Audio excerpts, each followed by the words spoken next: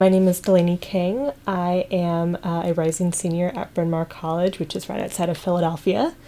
And I am majoring in political science with a concentration in environmental studies and American politics, and minoring in history. Well, it really provided me the opportunity to do something I had not already done. I mostly worked in political offices, law offices, things like that, and I really wanted to get more exposure to the type of different environments where research is being done on cutting edge issues, and I've discovered that I really like the think tank environment. It provides you a lot more freedom than a lot more bureaucratic institutions. And I also did not really know very much about the nonproliferation field, but I've always been intrigued by it. But when people say nonproliferation, you're like, oh, that's interesting. I don't know anything about that. And I think that this really provided me that opportunity, that I was able to get past it's nonproliferation, that's a very big word, to actually understanding what it is and what you can do. Primarily, I work on my research project, but I also help other researchers, more senior researchers, with anything that they need help with. So I've helped Sarah Bidgood try and figure out some of the logistics of trying to create more buzz around young women in nonproliferation, which is an initiative that she heads up. So she's been traveling to different schools, including my own. That's one of the other reasons why I'm here, because she recruited me, along with several of the other women in this program. So I'm helping her try to expand that. And then attending different classes and lectures and participating in the simulation of the Nonproliferation Treaty review conference, which is very interesting. I walk in at about 8:30, usually with coffee in hand, and I might socialize with the other interns for a few minutes as we're all kind of getting settled in, making more coffee, and then I work for about an hour, a little over an hour, and then usually at 10 we go to a lecture, and on a variety of topics. One of my favorites has been new tools in geospatial analysis, which I knew absolutely nothing about, but it was fascinating. Then after that, it's usually lunch at 12, and that'll be between a half an hour and an hour. And after that, I typically work on my own research or whatever the researchers need for the next few hours, and I try to get things done as much as I can. Honestly, though it's related to the program, it's been meeting so many amazing people from different places with different experiences, but we all seem to be quite similar in a lot of ways. And I've just made really, really good friends this summer. It seems as though I've known these people for a whole lot longer than a couple of weeks. But as far as the program as well, I think that being exposed to and actually getting to hear people that have had such a personal relationship with many of the topics that we're looking at, talking with someone who worked for the CTBTO as we're talking about the CTBT, is pretty incredible. So I think making those connections and understanding that, these are the people that are behind these different treaties and agreements is really kind of something incredible. My independent research is actually looking at female representation in the field, though I'm specifically looking at the MPT and historically the participation of women.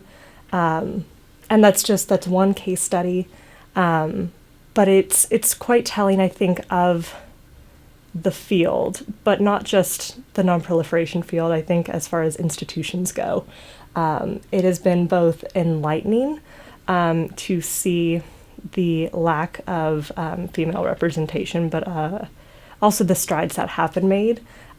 Although, in addition to that, I think we also are seeing that there's still so much that needs to be done.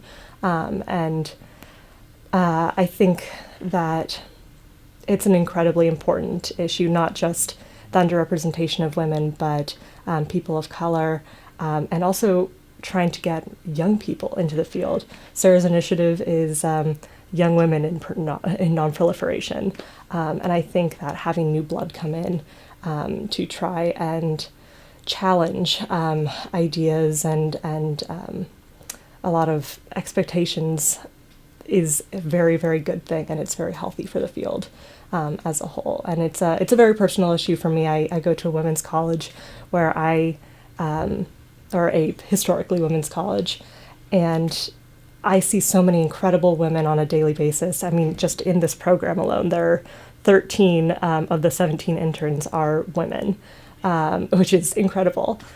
So I think that I see this, but unfortunately, I think the larger institution has yet to see this.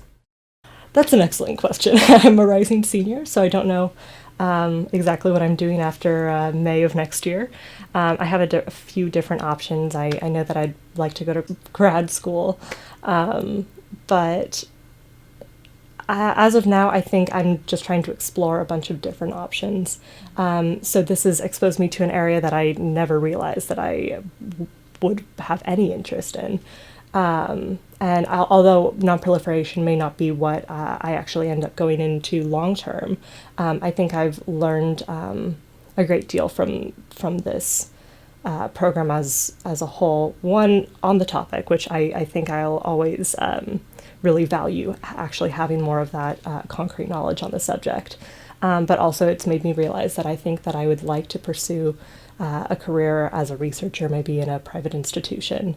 I also have discovered that I am far more passionate about female representation in institutions than I previously knew. So I definitely learned a lot from this summer, and it definitely has shaped the direction that I think I would like to go in the future. So I'm actually a local. I'm originally from Carmel. I went to Carmel High School. And so I'm staying with my parents this summer, which I'm having a very different experience than a lot of the other interns. But it's been really nice to play tourist this summer and actually get to spend time with the other interns outside of the program. So going to Santa Cruz and spending the day up there, or just really taking the time to even appreciate the area through different people's eyes.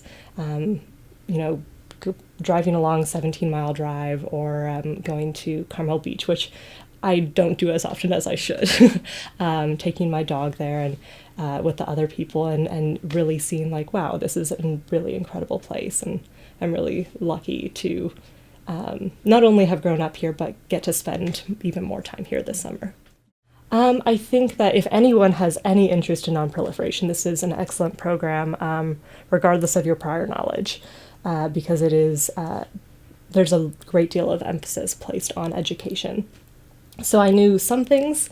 I actually knew more than I thought I knew going in, which was very exciting, at least for me. But then I also understood how much I don't know, and I'm learning that more and more. And I think not just in the field of nonproliferation, but the more you go into a very specialized area, the more you understand that you don't know, which is a humbling experience, but is also I think an excellent experience to have, because you approach things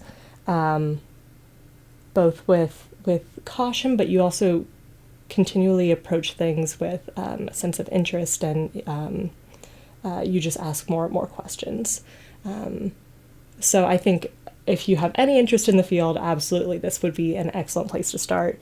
But even if you know that you don't necessarily want to go into nonproliferation, I think that it's an excellent field regardless, and an excellent program that you will meet really excellent people. You'll have interesting conversations with a number of different people that are so much more intelligent than you are, but just being in their presence, having a conversation on any topic that they can speak on is just a really wonderful and enlightening experience.